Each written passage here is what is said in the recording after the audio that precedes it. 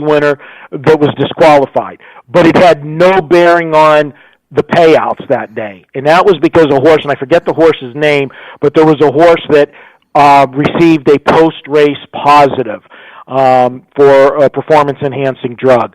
What happened after the fact doesn't change the payouts. Everybody got, cashed their tickets that day. And that was the thing that everybody was in an uproar with this one, is that if the owners of Maximum Security win their lawsuit, first they went with an appeal, which they already lost the appeal. They didn't even get to hear the appeal because the decision's final the way the laws are set up with the Kentucky Racing Commission. So now he's got to go to the courts and actually do a lawsuit to try to reverse this decision. Even if he reverses the decision, all those people that had maximum security tickets, it doesn't change anything for them. The payouts are done. Everybody got their money. That's the way it's going to be. Doesn't matter what happens in the courts. Same way when that horse got disqualified for the post-race positive, it didn't change the betting. It just changed the purse distribution. The owners of the horses in the race, it changed what happened. The winning horse got the money taken away from him, and everybody else moved up a notch. Well, it's the same thing with John Jones in the UFC. Everybody that bet the opposite, he all of a sudden disqualified for steroids. Vegas does not give you your money back. It's true.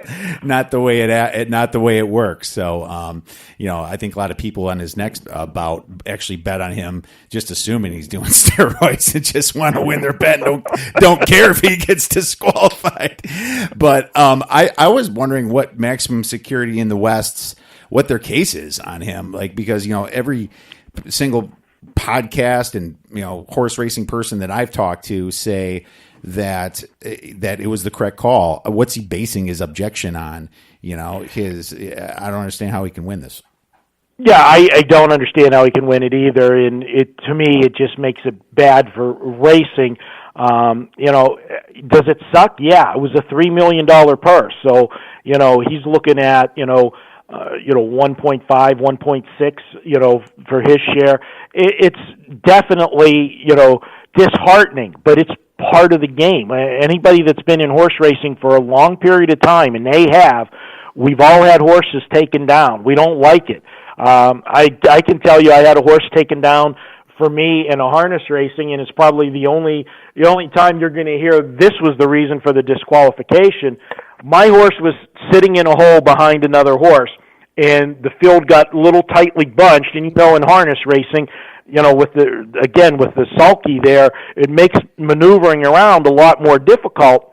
Well, my horse ran up on the back of another horse, and with her front leg, she hit the wheel of the sulky in front of her.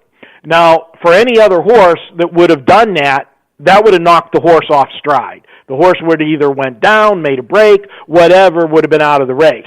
My horse kept trotting. She was a trotter. She just kept trotting, didn't miss a step. But when she hit that horse in front of her, hit that wheel, they wear horseshoes, and they got nails on the horseshoes. She hit a puncture in the wheel. She punctured the wheel. By the time the race finished, that horse that she hit, the tire went flat. Wow. And and that horse finished back of the pack because he was going on a flat tire. We got disqualified for giving the horse a flat tire. We won the race, and I'm heading to the winner's circle, and all of a sudden I look up and the objection light's on, and I'm like, where's there an objection? I mean, I didn't, because you couldn't see that during the race, but that's what happened. It's like those little spikes they have in the rims that kind of shoot out on all the cartoons that we used to watch. Hits the tire. Yeah, we know you did it, Marco. Come on. Yeah, that's what we do. Well, enough about all that, my man. Let's get in talking about what's important for this weekend, and that is the Preakness Stakes at Pimlico. What is the weather looking like this weekend for this race? Well, let's not jinx it, but right now it's looking good. I can't remember. It seems like it's been forever since we've had a dry track in the Triple Crown. But I'm looking forward to that on Saturday if things stay the way they are. Well, let's get a little bit of history about this race. You're looking at about, nine and a half furlongs, a little bit shorter than Kentucky Derby. Is there anything you can tell us about the history to help educate the listeners? Well, this is the one race that I would deem it as the most formful race of the 3 Triple Crown races. And what I mean by that is, one, this is usually, it's the shortest race of the 3 to start with. It usually has a much smaller field than the Derby, and usually it'll have about the same, maybe a couple horses more than the Belmont. The Belmont always tends to depend on how strong the favorite is going to the Belmont, because people don't want to race the horse a mile and a half unless they really think they have a legitimate shot at getting a good piece of it, because that's probably the only time those horses are ever going to race a mile and a half in their career. So the Preakness will get some horses, but it runs formful, and by that I mean the horses that you think can show the best form do generally run that way in the Preakness. In the history of the Preakness, and we've had 144 of them, or this will be the 144th, 51% of the time, the favorite at post time is the horse that wins the race. Now you say, well, 51%, that doesn't seem high. It's very high in horse racing.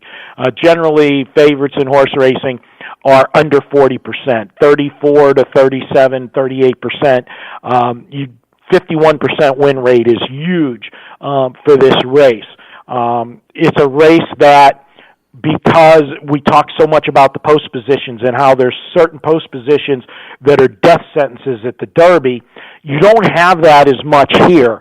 There are a couple post positions that, are better than others, and we'll talk about a couple horses, that maybe didn't fare well and fared very well with the post position draw. And one of the other things about the Preakness compared to the other races, speed holds at Pimlico. Speed and people right up near the speed, tactical speed horses. And one of the reasons for that is, first off, the shorter race. 2, the way the Pimlico race course is designed. They have tight turns there, and if you're on the lead, you're already at the rail. And we all know the shortest distance around a racetrack is right on the rail. And horses that get to the front and get to the rail do have a huge advantage at Pimlico. And that's why the favorites win half the time. That is the reason. Gotcha. Fantastic. No, great to know that. So do you think that the post positions are really important then for this race? Nowhere near as much as in the Derby. In the Preakness, the Derby, we said you don't want to have the rail, you don't want to have the 2 outside post positions. The rail doesn't hurt here. The rail actually is a good spot to be at Pimlico. You can bolt right out of there, get that run to the first turn, get your position where you want to be. Because of the tight turns, being on the outside, if you need to get to the front, you're going to use your horse. You've got to use your horse because you don't want to be caught wide in that turn, as we talk about, is the way the turns are and the advantage it is to the inside horses.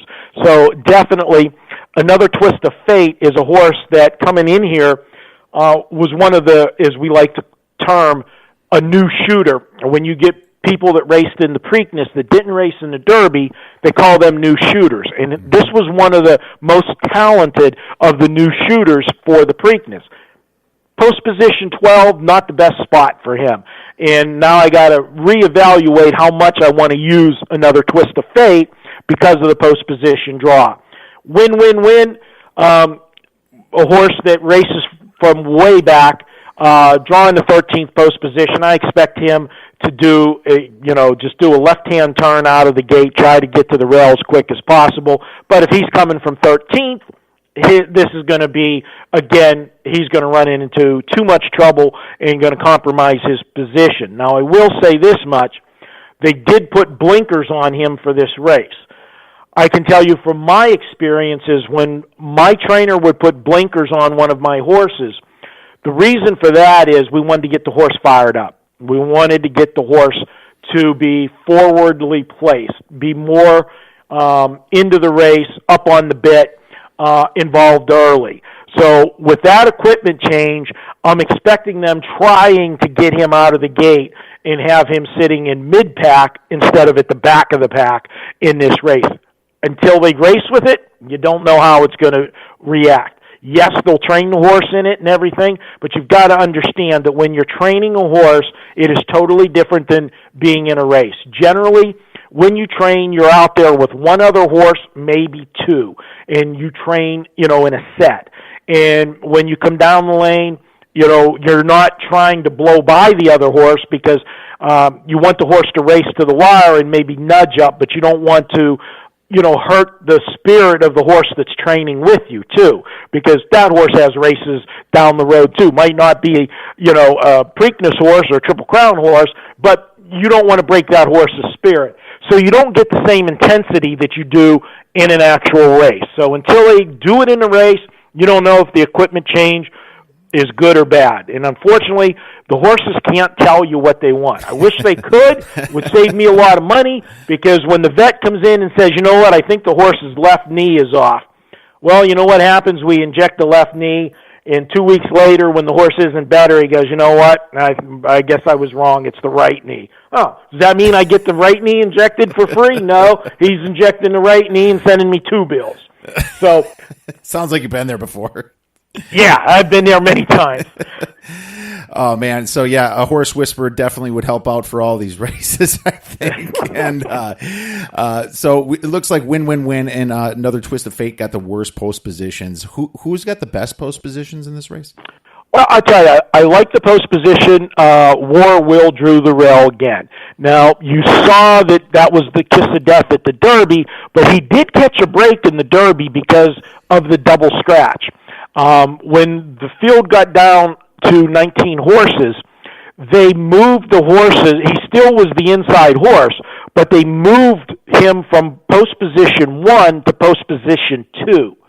And that let him have a little bit more room coming out of the gate that he didn't, he doesn't get his pinch down at the rail, and he was able to get himself away in a favorable spot where he was in that first set of stalkers. That was a big edge for him, a help that negated what could have been a very bad post position for him. Drawing the rail here, as I said, is not a big deal. I like Bourbon War drawing the inside. This is a horse that we will talk about when we get to some long shots. I like where he drew. And then the favorite, the most likely favorite at post time is Improbable. And he drew the 4 post position. He can go out of there wherever he wants, find where he wants. He's got Mike Smith aboard, big jockey change for him. That's going to be big for Improbable. And I think it's going to cause Improbable to get bet even more than maybe he should, because of all the horses in the Derby, Improbable probably got the best trip and just came up empty. He had really no excuse with the trip he had. As you know, I was on him, as were a lot of people in that race. He had every opportunity to win that race, and he just didn't fire coming down the stretch. Now, we could say, hey, maybe it was the mud. But, his previous race, he raced very good in the mud, actually against Omaha Beach. But in that race, the difference of the trip he got in the mud that day and the trip he got here was he was able to race on the outside in the race against Omaha Beach. Sorry, I spaced on that one for a second. Too many horse names here. But he raced on the outside in the Arkansas Derby. So he wasn't getting the mud thrown right in his face. When he was trying the whole race in the Derby, he had horses in front of him, horses to the left of him, horses to the right of him. He was getting mud from every direction. So he might not have liked that as much, getting thrown in his face. Again, I can't ask him to see if that was the problem, but getting a dry track definitely gives Improbable, along with Mike Smith aboard, a license to really improve off of the Derby race. But on paper, he really had no excuse with the trip he got other than the mud factor. Gotcha. Okay. So it looks like, one race was a little bit more favorable, but he has no excuse for the Kentucky Derby is kind of what you're trying to say. Back in the Arkansas Derby was more favorable. Fair enough. And I think you already answered this question. The best horse for this is Front Runners, and then as closer